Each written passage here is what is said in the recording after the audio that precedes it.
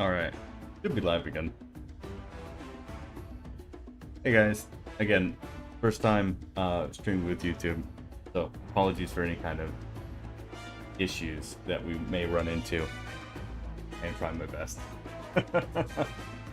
I am doing my absolute best. Alright. So we, for those of you who don't know, the whole thing got fucking suspended. So we know just get rid of it. So I'm down to talk with it again. Right now we've got some background music from a cover, which credits in the description if you want to check them out.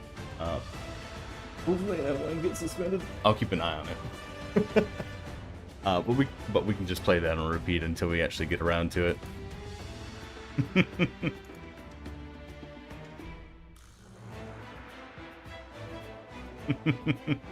At least that's the game. That's the game plan. That's the game plan. We're just gonna chill out with Overtaken. You fucking know why. You know why we're listening to Overtaken.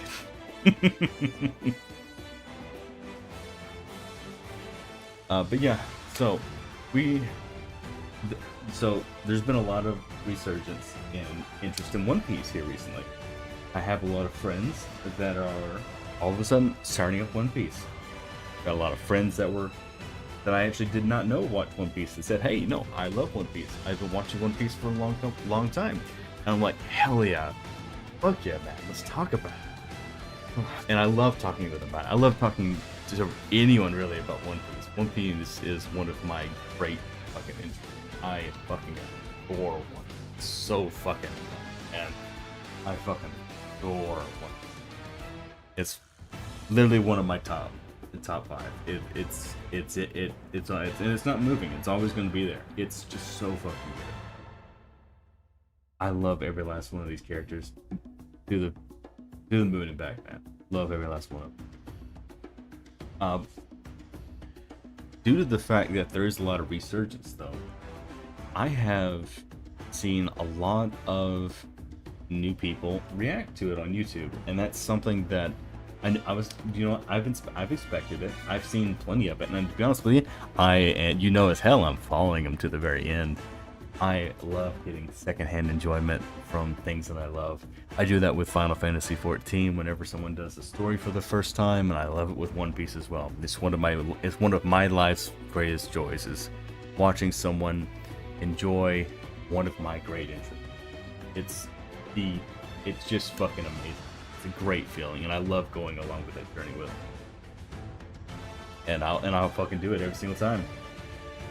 But with that comes the ever-present feeling of wanting to talk about something you're not supposed to talk about yet.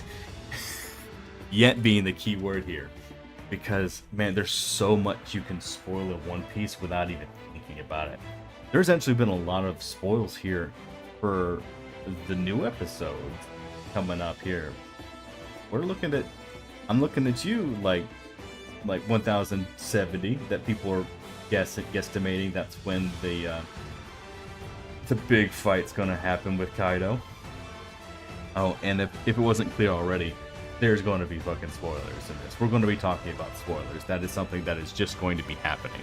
That is something that we're just going to be doing. So, just to give you a little warning about that, all right? But we fucking know the awakening's coming. We know Nika is coming. Joy Boy is coming. So excited about it. I don't have anyone to talk about it, so we're screaming it at the void, alright? Oh man, I'm so fucking hyped about it, man. I'm waiting on it, and I can't fucking wait. It's got a couple of weeks before we can actually get back into it. So excited to see that animated. The animated budget for One Piece has been fucking amazing here recently. All of Wano has looked amazing. Specifically, these last couple fights have been looking. Zoro and Sanji's fight with King and Queen, fucking iconic with their fucking energy streams. Holy shit, it was gorgeous. These fight scenes are amazing to watch. Love every last bit of it. And I just, oh man. I'm just over here like, whoa. Come on. We'll get there, man. We'll get there, I promise. Get man. Like I'm over here we're doing our best, man. I'm getting there.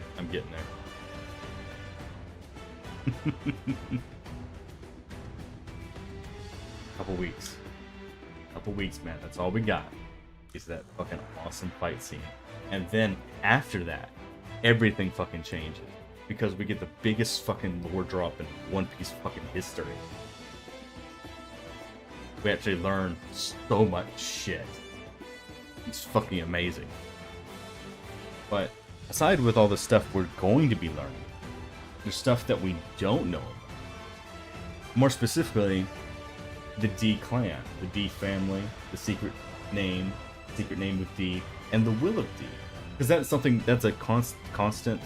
It has that particular theme has a constant presence in the entirety of One Piece so far. But we're 1,064 episodes in. We don't know what that name is. It's a secret name. We don't know what that name is, and that's one of the things that I think about. It's like, hey, what the fuck is that D? It's like I'm constantly thinking about, hey, what the hell is that D? Like, what's it stand for? Why do people hide it? What's its significance? Why do parents name their child with a D in their initial, knowing it's dangerous? Literal fucking like tyrannical fucking leaders that they have up there on Mary Joyce. It's like, why would you intentionally do that to your child? Unless it has some kind of special meaning that you're not telling us. Because I think the only people that really have mentioned the will of D was, I think, Law's father, and because of that Law, and the Celestial Dragons. I think they're the only ones that have really mentioned the real meaning behind D. But we all know it means quite a lot to some people, not everyone, because a lot of people don't know what the hell it is. We don't know what it is. But there seems to be a lot of people that know what it is, and the government is trying its fucking best to snuff it out. They're doing their absolute best to keep quiet about it. And you know what, I think it was kind of a backtrack on Oda a little bit, but the whole Gold D Roger kind of cover up, interesting twist. Kind of fits in. It fits. I'm not sure I 100% like it, but you know what? It makes sense in the story. Sorry, get a water. It's so fucking weird, man. Like, why is it so dangerous? Why is everyone that has a D in their name, Gold D Roger, Monkey D Dragon, Monkey D Luffy, Port Gas D Ace, Trafalgar D Water Law. There's the giant that's with Robin, but I don't remember his name off the top of my head. He was a D.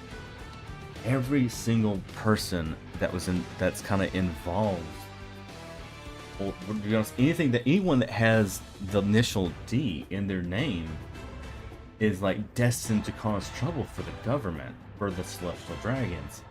It seems to be a reoccurring thing for them. And it's like, what kind of like finality, like bullshit, is keeping them all together on the same path going forward?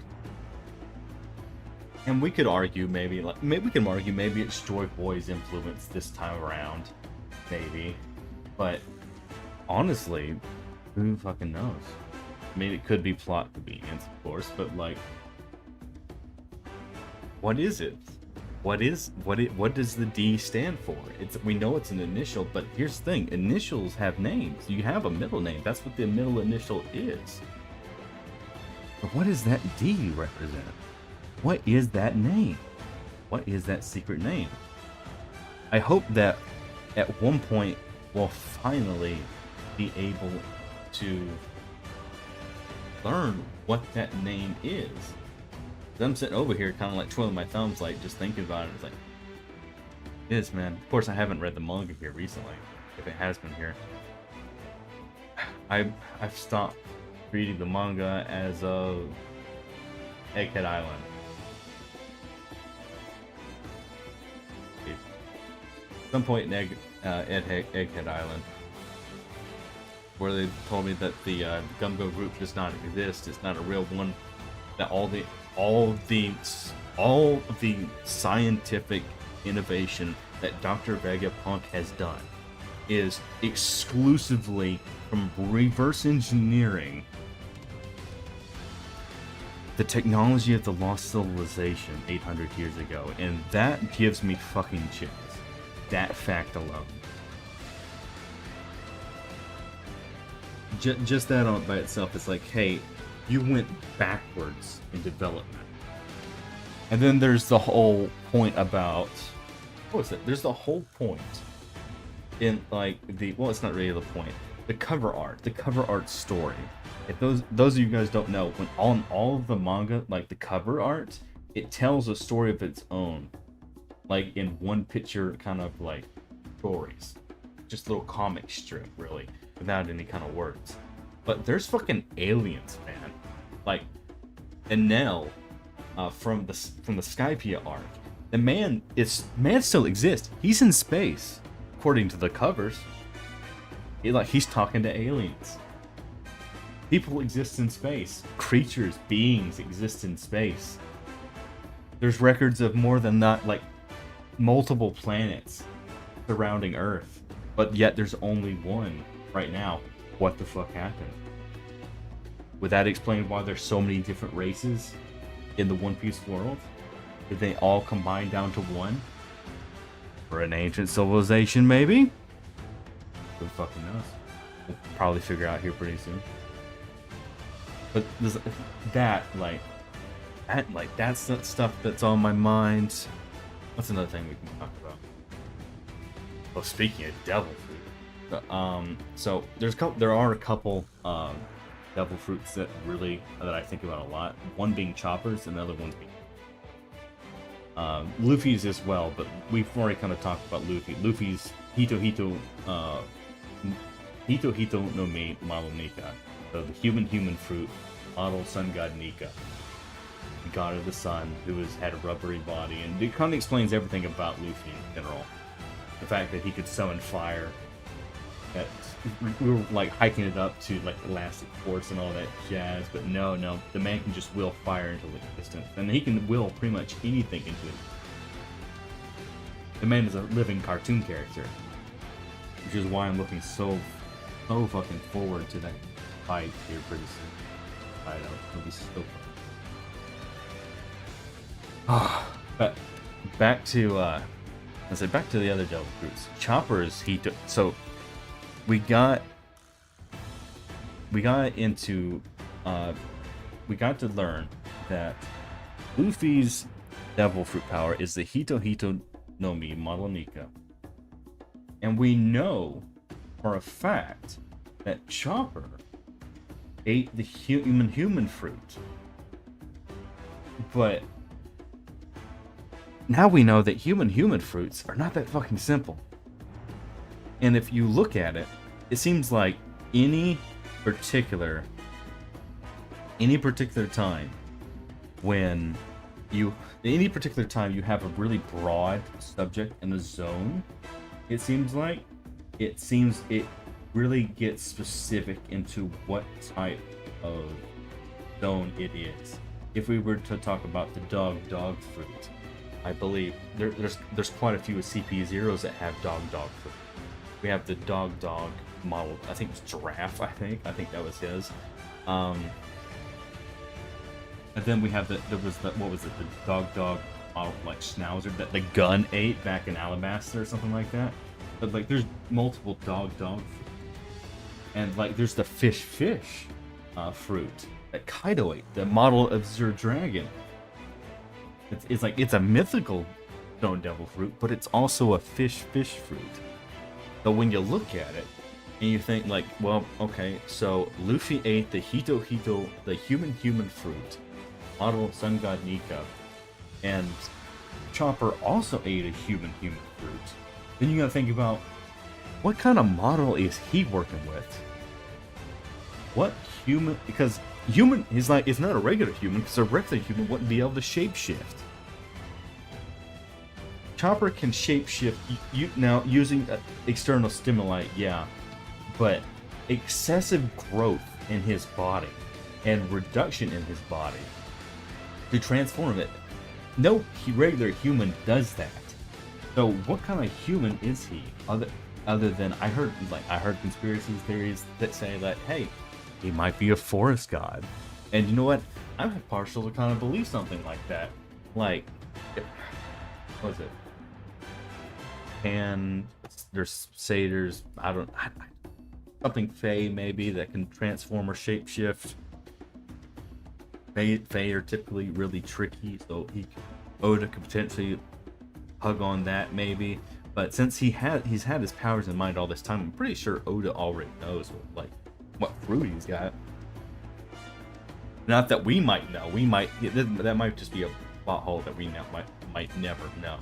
And you know what? That's okay, I guess. That's something. We don't need to know what model devil fruit we. But I'm gonna keep asking. I'm curious and I want to know. So like, forest god is a genuine, like, educated guess. It's like, hey, a human, that's like human fruit, a forest god, and would be the closest thing to it. I don't know much about the gods of the One Piece world.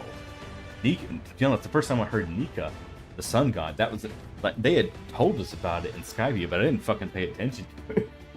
Should have. I should honestly go back and watch Skypiea just to kind of fill myself in on it more.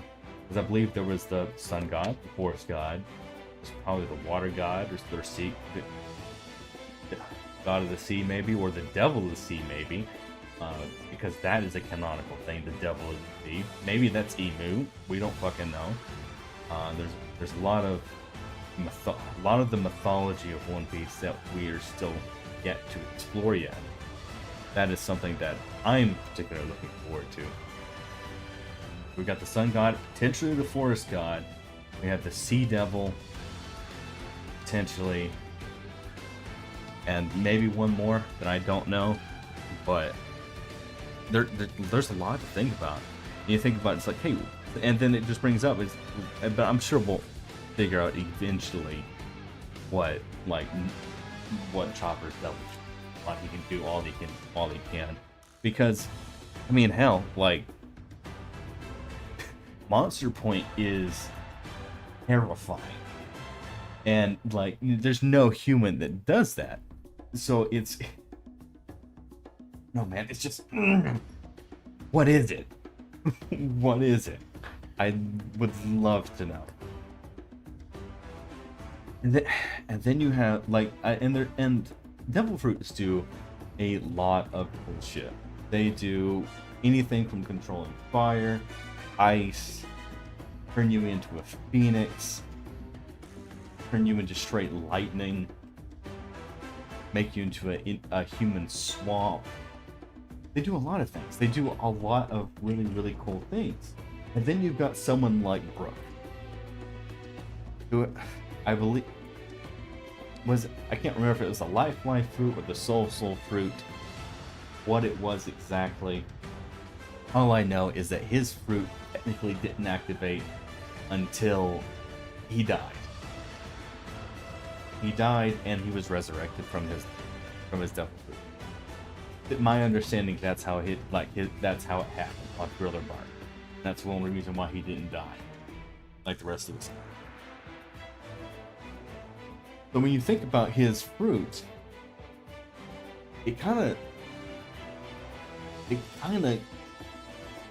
gives the illusion that, hey, souls do exist.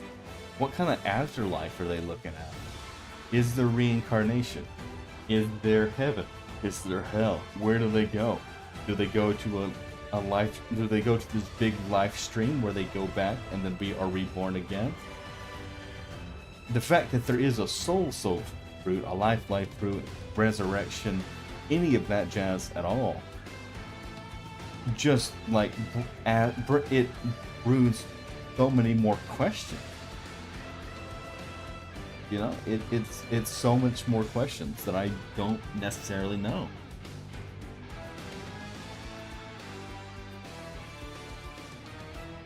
Man, sorry, I'm getting kind of out of breath. We're working. It's like it's interesting. It's really interesting. We're just like what potentially we can do with devil fruit. And then it's like Dr. Vegapunk's got the entire like catalog of all the devil fruits in existence. So it's like he knows a lot more, but unfortunately, it's like I haven't read that far into like the manga. But it's like I'm assuming that CP0's like interaction with them is going to be cutting that short. We're not exactly going to find out everything we need to know about devil fruits from Dr. Vegapunk. But hopefully we can learn a little bit more from him. Because it's like Egghead Island is an amazing arc, man. It's one of those short ones, but holy shit.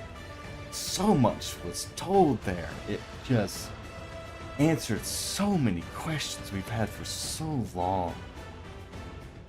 It was just an absolutely just beautiful introduction. Vegapunk is weird. Vegapunk is very but you know what? That's fine. That's perfectly fine.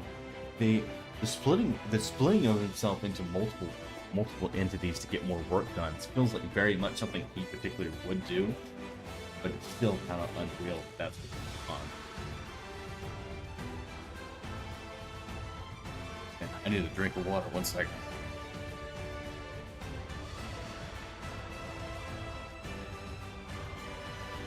Oh man, that's good. Gamers up, fucking love it.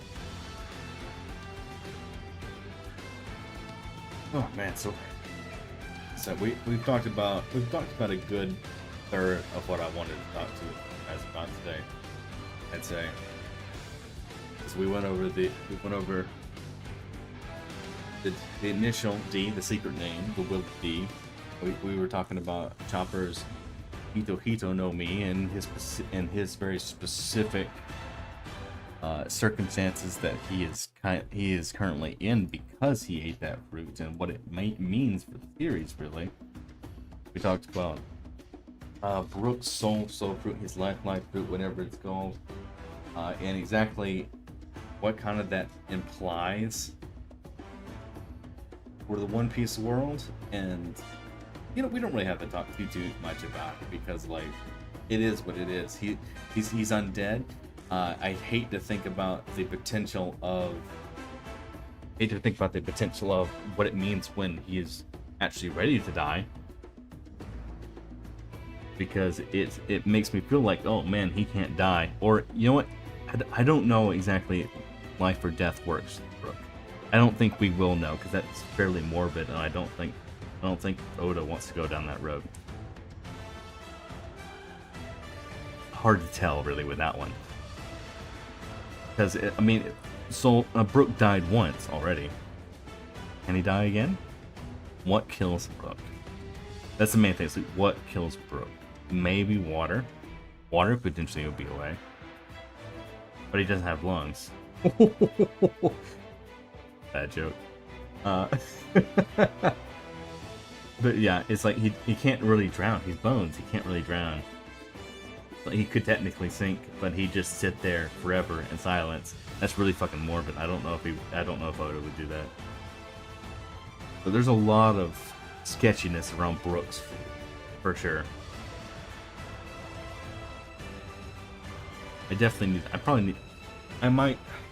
I'm gonna read more of the manga right now. I think I'm gonna just watch the anime for a little bit and kind of see that. Once I see like the lore drop in the anime, I might actually go back to read the manga a little bit to get ahead a little bit and see what kind of stuff awaits us. Ooh. I think we've finished up on as far as like talking about future stuff. Now let's talk about some of the things that we've had previously, because there's a lot of things that we haven't even begun to discuss as far as what is currently being like a gigantic plot hole in all of this. And we can talk about that. I'd love to talk about that, man. Let's get right into it, alright? So, something I'd like to ask you guys, if you guys do watch this and get this far, I'd love to know what your particular favorite character is in One Piece. And if you can't pick one, put the top 3. At least I know I can at least pick the top 3. Man, there's been some really, really cool character arcs here recently. Sanji's the whole Cake Island arc was fucking amazing. You know, and honestly, probably the Whole Cake Island arc is almost probably one of my favorite seasons, just because of the amount of like character arc just the amount of character we got from Sanji. Because Sanji's been barely one-dimensional a majority of the time, pretty much all the way through One Piece. He's been the womanizer, the woman lover, which we all are, but for him specifically, that was his whole identity. Is like he's a cook, but also loves women. We love Sanji. He's a simple boy. We know exactly what we're gonna get from Sanji. And then you kind of go to Whole Cake Island, and you're like, man, the boy's got so. It's like we thought he had trauma from. We thought he had trouble from Zeph, and like, and him being an orphan, and then raised in a cooking environment, and then shipwrecking, everyone dying, him being alone with Zeph fucking losing his leg, giving Sanji all the food so he starved. So much fucking trauma right there as a child. And even before that, we didn't even know we were like, ooh, music, and we didn't even know we were at the top of the iceberg. We were the aftermath of all this. We hadn't even touched all the messed up stuff that had happened to Sanji already. We had his father, man. His father, his siblings. Sanji is at least they're easy to remember. It's got Ichiji. It was Ichiji, Niji. I gotta count. Fuck Japanese. Ichi, Ni, San. Is it Shiji? And then Roku, something like that. 5 of them. And then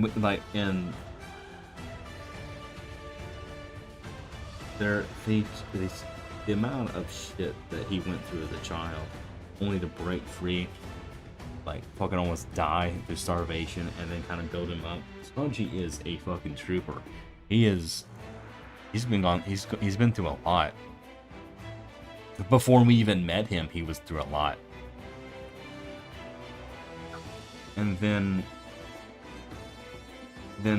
he gets blackmailed into going back to his family so they can have this fucking arranged marriage to give his father more power, or else they're going to attack the Straw Hats and kill them. And then it goes down to him fighting Luffy for his own protection, but Luffy doing damn well that's not what he wants to do, but what he feels like he should do. And then the fucking crying scene, man. My heart fucking broke when I saw Sanji crying like that. I felt so fucking bad for him at the time. And at that one particular point, I think Sanji like jumped up into my favorite character slot. during this one because I was like I feel so much for this fucking man. I man, just there was a lot of emotions in Whole Cake Island. There was a lot of emotions. Right. So fucking much.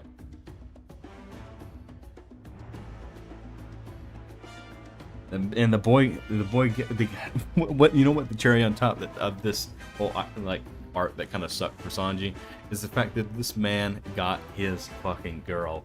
He got his girl. He kissed him, and she took it away from him. Rightly so, I think. He would have fucking stayed there. I hope they get together. I really hope they get together. She fucked him up bad, but fuck, man. I'll be honest with you. I do feel conflicted about it because she really like said some horrendous fucking shit to him and was planning to do completely awful and horrid shit to him. And to just forgive her outright would be impossible. But I want good for Sanji. That's what I want at the end of the day. I want good for Sanji, and I think Pudding would treat him well. That's one of the things like where she did horrible shit, but she is not that person wholly. She is the product of her environment, which is heinous and harsh, as Katakuri kind of realized, and in Katakuri, we'll talk about Katakuri in just a minute, because Katakuri is one of my favorites as well. I love Katakuri. I think he's fucking awesome. And we'll talk about him in a minute. A lot of really intense shit happened in Whole Cake Island. There was a lot that went down. One of them being Luffy's fight with Katakuri and the iconic mirror smash scene. That was also fairly impactful. It was like, I'll be back for me. Cutting off his own way back to fight Katakuri. The fucking man fight with because Katakuri did. He stabbed his own stomach because Luffy got a handicap due to the poison tranquilizer darts that Katakuri's sister was putting out on and dude, it's such a good fucking fight. I think the thing that really gets it good is that they're very, very similar. Not as much as we thought, because we now know what Luffy's actual fruit is, but Rubber and Mochi are very similar as far as elasticity and things like that. So they were an interesting match for sure, and very, very strong too. Beautifully animated fight. So Sanji really kind of got a lot of gas as far as him going up in my favorite character chart. Zoro was up there pretty high by himself just because I like Zoro. I generally like Zoro. It's just like a point. I just like him. He's always been that the strong man. He's always an idiot. Like me, he has horrible directions and gets lost very easily, like me. So I relate to him in that one. That's one reason why he won. It's just because I can relate to him as far as horde fucker. There's also a couple of interesting theories about Zoro, specifically with Wano. But that's the next thing on the list. Let's go back to Katakuri a little bit. Katakuri made a fucking massive impression on me. Just in general. Because of how he was portrayed. It's I genuinely just love fucking Katakuri. Katakuri is fucking amazing. I don't know. The entirety of that fight, he was a really overpowered one that really pushed Luffy past his fucking prime. We really needed something because last thing we did was Doflamingo, and we got Bounce Man, but we didn't know anything about Snake Man, in particular, until Katakuri. So Katakuri was essentially up there with Doflamingo as far as power level, which is scary to think about when you think about what like Big Mom's capable of. Just like her son, not her son has like the same influence as fucking Doflamingo as far as power. That's intense, my guy.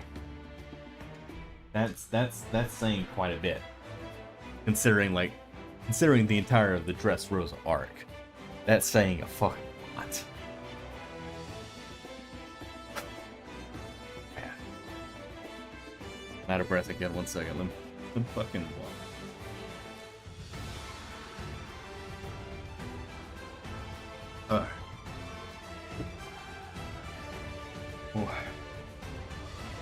Let's talk about Zoro. Zoro, my guy. We never really got. We had a basic like idea about everyone's training arcs, as far as like during the 2-year time skip. Roughly, like we're learning more and more as we go, but we haven't really learned too much about Zoro's stuff. Because Zoro learned armament Aki, he learned to transfer it to his swords, he learned about black blades, he learned how to make a black blade. We all know that. But oh, music's on. We all know that. But like we know that's not the only thing he did in 2 years. Well, to be honest with you, he probably only did about it for a year, maybe a year and a half, before he tried to make his way back to Sabaody. Because there's no way I still struggle to believe that fucking man was first. He must have paid someone else to take him there, because I refuse to believe that he got there by himself. First. And we know some shit happened because his eye is still closed. His eye is scarred closed. And while I like the aesthetic, I'd like to know how he got it. It's like Luffy's scar, we saw that. We know how that happened. We didn't see it heal, but we know why it's there. We don't know anything about Zoro's eye. We don't know if he can still open it. We don't know if that's his secret ability that he still has yet to use despite facing a very hard opponent like King.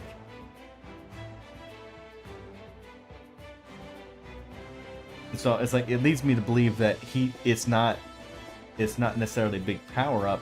It's just a damaged eye. But I still kind of want to know how he fucking got it. Like you can give me a little like flashback just to show me how he got hurt. That's what I want to see. Like I want to know how my guy got his battle scars. Even his little ones, like we know how he got all the other scars he's got. I want to know how he got that one and why we didn't get to see it. Because it was probably a very important lesson for him. Because he lost an eye for it.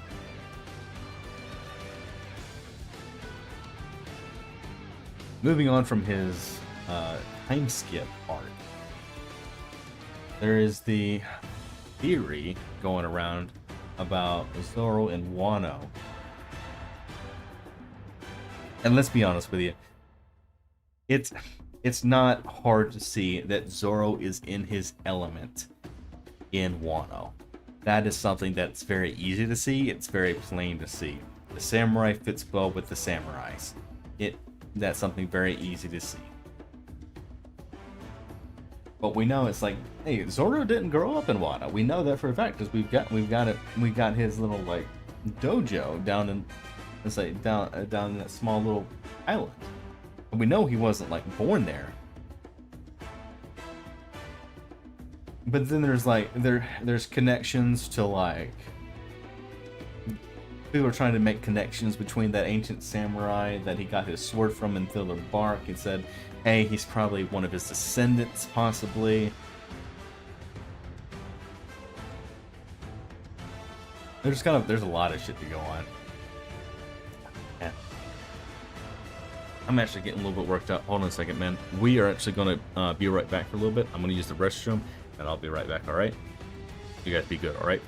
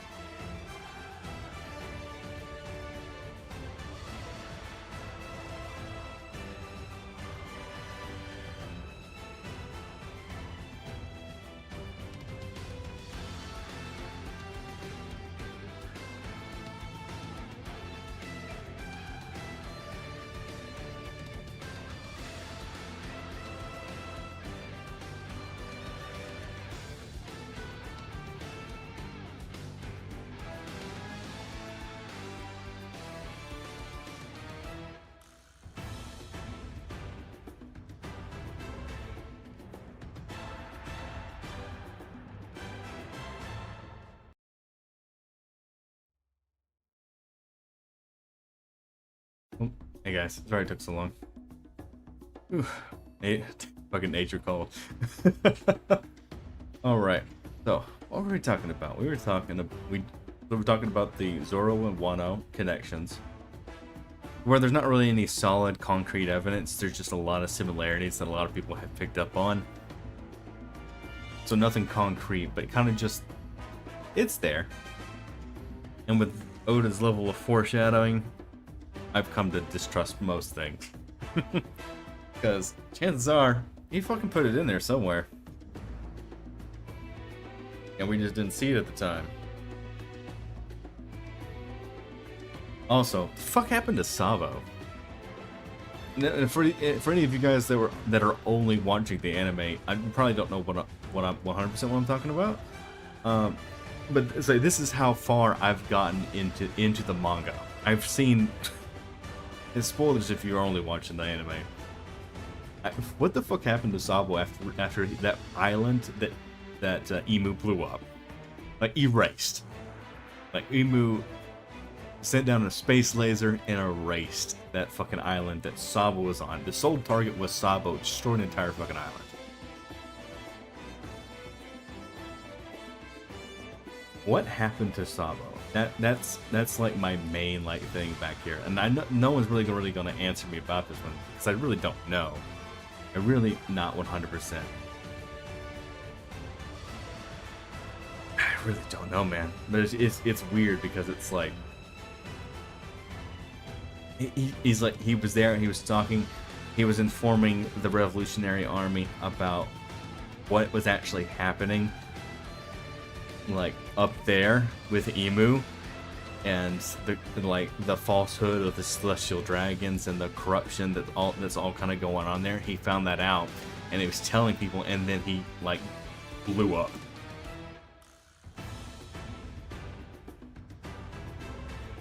Now, Sabo is a fire human, so being fired at a laser may not affect him at all. May not. So he might still be alive. Keyword might, because I do not know what the fuck happened to that man. The man literally fucking he could have easily drowned. I don't know. Ace went around on a fucking board of wood ship. Not even a ship. He had a little like wind sail that he fucking used to travel around. So the chances of him being alive are up there. It's not zero. But I don't know. I don't fucking know. There's another thing I've been wondering, but I haven't really looked that deep. And to be honest with you, it's such a minuscule little thing that I don't know if Oda even wants to put like a full chapter on it. This might actually be like a cover story kind of thing.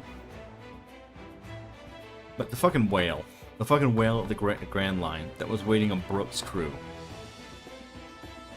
I know Brook had this whole like thing where he was indoctrinated as the devil in a satanic cult that were trying to be liberated from the Long Arm tribe. The Long Arm tribe came around, kidnapped Brook, made him an idol to make him money. I know they were going around all over the place, all over the Grand Line to do shows for him. Did he go back for the whale? I feel like if he was going to go back for the whale, that would have been an awesome time. It's like, hey, can we go back over near this area? There is a friend I really would like to visit, and we could probably do a show close by. But I'd like to go in here. And I feel like he's been such a fucking cash cow to these long arm guys that they you know what, they may have done it for him.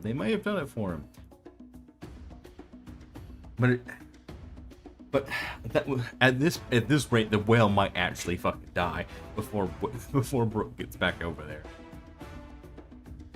I don't know. They're friends with the Straw Hats now. he might be alive for a little bit longer. Yeah, I don't know. It's just another thing that's in my head. It's like, hey, did he happen to go back for the well? He promised he did. He was wondering. Be a great time to go back and check. When you got free time, you're not adventuring for like 2 years. And although you're probably extremely busy with the idle business, well, detour doesn't hurt. No break doesn't hurt. No rest for the living, but he is also not living. You know.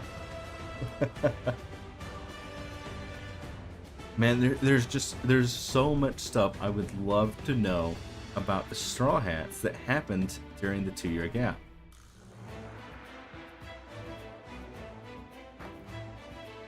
It's like a lot of them are like really easy to guess like what happened. Like Usopp, really easy to understand what happened. It's like he fought for a lot. He ate a lot. He fought a lot. He developed new weapons.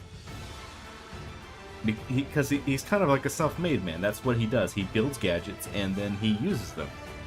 And that's kind of what this whole new thing is. It's just Usopp just getting a new arsenal, getting fitter, getting stronger.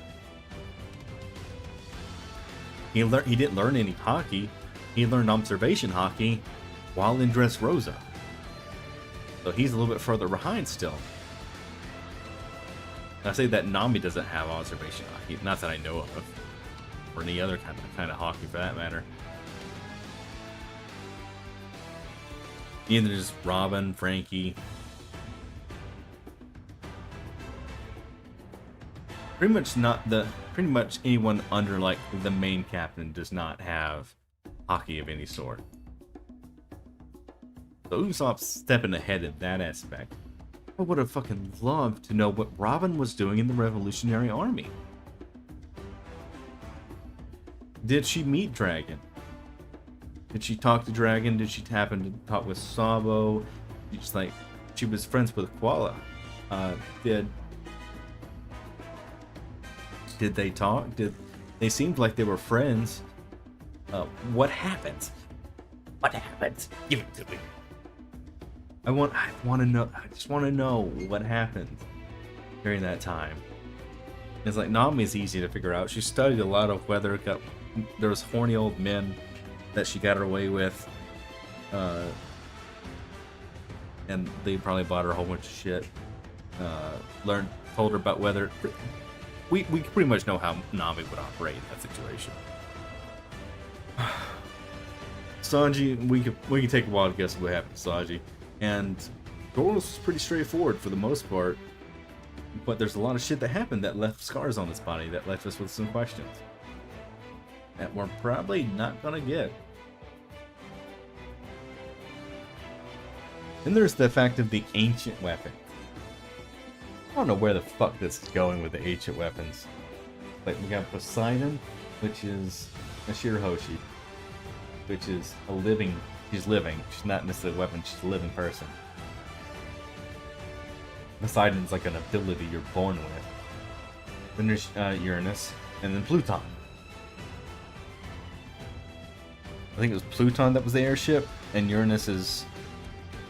If I had to take a wild guess, Uranus is probably the fucking spaceship in the sky that's firing the big-ass fucking laser. If I had to take a wild fucking guess, but I don't know.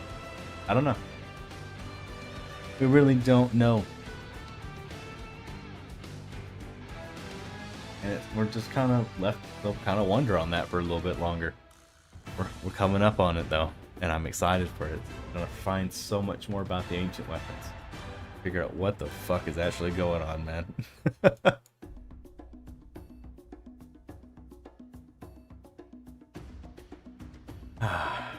But you know what? One thing I have noticed by going back and watching all these guys watch the One Piece again and kind of see them start from nothing again. It really makes you kind of appreciate the power scaling that we've got in One Piece. Like we could talk.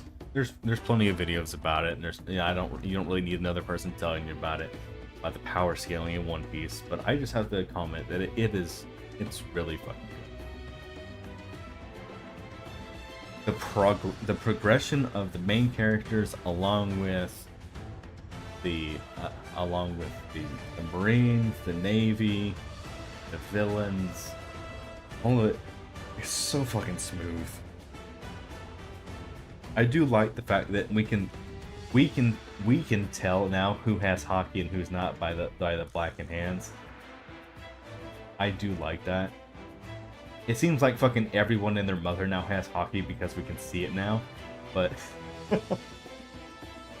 as I was watching this one guy, and he was talking about because he's well into Wano now, but his edits as far as his YouTube videos are still in. They're finishing up Dressrosa now, and he was like really fucking hyped up for the what was it, the 1,000 times 3,000 worlds. I don't even want to begin to try and pronounce that attack name that Zoro fucking said. Don't even want to try and pronounce it. Don't even fucking know, man. I can try. I don't want to try. Oh, we're just gonna call it his 1,000 times 3,000 worlds. That's what we're gonna call it. When he sliced Pika in half because he got bold. That was a fucking awesome moment. He was really hyped during that, but he was not so hyped when he saw all of the Navy officers that were there also put hockey on their blades and start using it like that. Because it's like, that's fucking awesome. Zoro could do that, but it's like, okay, now but everyone else can also do that, so that's not as cool anymore. Like, he was still pretty cool. Zoro's still a class above the rest, but I kind of get where you're coming from. It's like as our heroes are getting stronger, so is everyone else. We're getting introduced to more and more strong people, as we should, because Luffy's an emperor now. As I guess the most current episode, he's gonna become an emperor with his punch. And that one knockout, a fifth emperor of the sea will arise. But yeah, it's just really good to see like Gum Gum Pistol come back, Gum Gum Rocket. We haven't seen Gum Gum Rocket in so long. We haven't seen it for so long. It almost feels childish to use it anymore.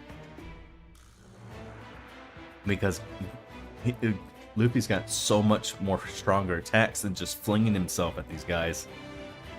He's gone from flinging himself in his body weight to attack to build up a massive amounts of pressure and just launch elastic force at these guys to the point where he can fly just on his powers alone. And then when Awakening was introduced, it just increased a whole nother different kind of level that you can reach that we didn't even know was possible at that point. And then we're waiting on fucking Luffy's to get there. And all of a sudden, he's no longer just Luffy anymore. It's not just Gear 5. He's Sun God Nika. We've seen so many fan animations on it on this point, but in reality, I can't wait for the official. It's gonna be sick.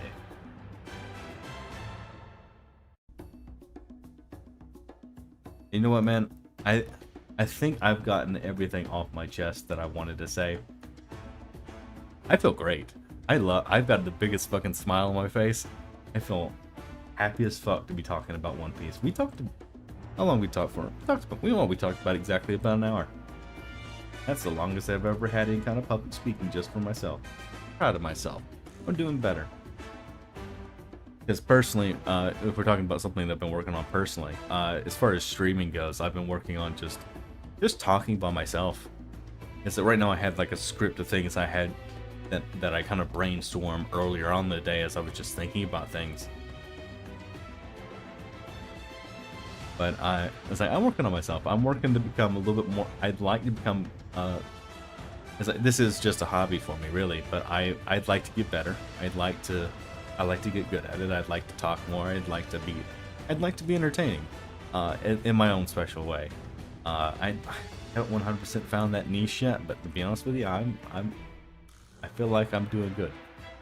I feel like I'm doing good, and to all of you that are subscribed to me, I appreciate you greatly. I haven't really said that. I say that pretty much every day on Twitch. Every day I stream, that I appreciate everyone that's coming out and watching my stuff. I appreciate them all greatly. But I actually haven't had that kind of dialogue with you guys over on YouTube yet. So I appreciate every last one of you guys. I know most of you guys ended up finding me via shorts, and the shorts are still coming. Shorts are definitely still coming. Here this weekend, we're going to play another horror game. We're going to play At the Dead of Night. We also got horror alerts. So I'm really excited. I'm probably going to get a lot of clips that I'll be able to make into shorts, and that I'm really excited for. I can share those times with you guys. I can make some highlights. I can do a lot of cool shit, a lot of content creation. As to be honest with you, I really wanted to kind of get back into editing a little bit, but I don't have any content that I think is good enough to post. And I want to post good stuff for you guys. I want to bring out good content for you guys. So that's one thing that I've been working on. I feel like horror games just make for better content with me. So I'm probably going to be playing some more horror games. Of course, we're going to be kind of always cyber themed because, you know, Mega Man nerd and all that. That's what the OC is based on, and that's kind of what we're kind of going with. But again, 100% love you guys, appreciate you guys, love that you guys are here, love that you guys are watching. I am very appreciative of you guys. And I think for tonight, I think I'm going to go ahead and end this stream. We had a little bit of a hiccup in the beginning, but overall I think the first YouTube stream went over fairly well. I think it went over very well. So thank you guys. Thank you for coming. Thank you for watching. Of course, VOD's going to be up. VOD's going to be on pretty much the entire time. I don't think I'm going to take this one down unless there's an issue. And if there is an issue, hell, I might cut this up and make it a video. That way, we don't have to worry about anything. We'll have to see, because I don't know anything about YouTube streaming. But with the way Twitch is going, might be streaming on YouTube more. So, hope to see you around, alright? Alright, I'll see you guys next time, alright? If not on Twitch. Alright, bye-bye.